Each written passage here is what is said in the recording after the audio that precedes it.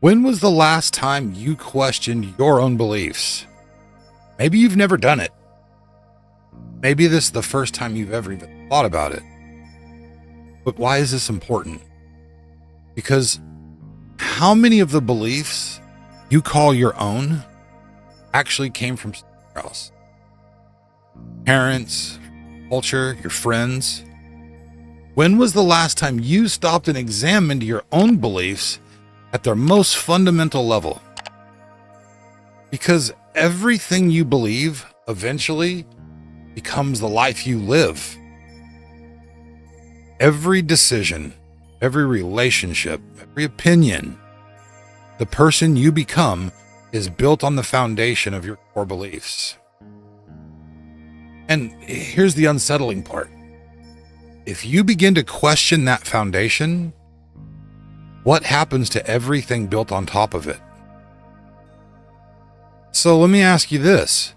Who taught you what you believe?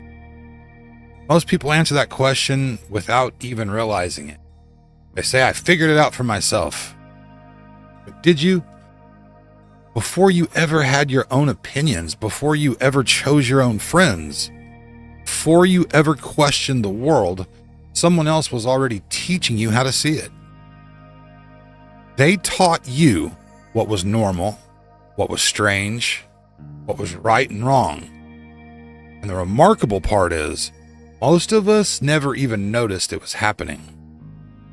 If you think about it, how old were you when you formed your first belief? Most people can't answer that question. Not because they've forgotten.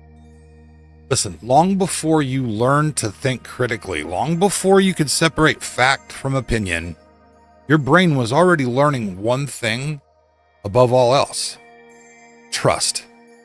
It trusted the people raising you. It trusted the environment around you. It trusted the world it was born into. It had to. Because as a child, believing the people around you wasn't just helpful. It was necessary for survival.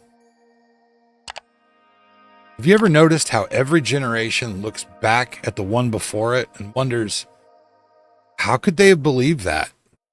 We laugh at the people who believed the earth was the center of the universe. We wonder how doctors once believed bloodletting could cure disease. Shake our heads at the idea that bad air caused the plague. To them, those weren't opinions, they were facts. Though they weren't. Every generation inherits ideas it mistakes for truth. Then history moves on and exposes them. Which raises an uncomfortable question.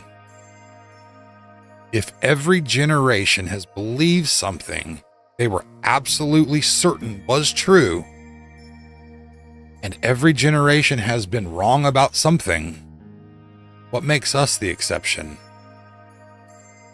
So where does that leave us? Our beliefs don't just stay ideas. They become the lens through which you see the world. Every new experience, every conversation and relationship begins passing through that lens.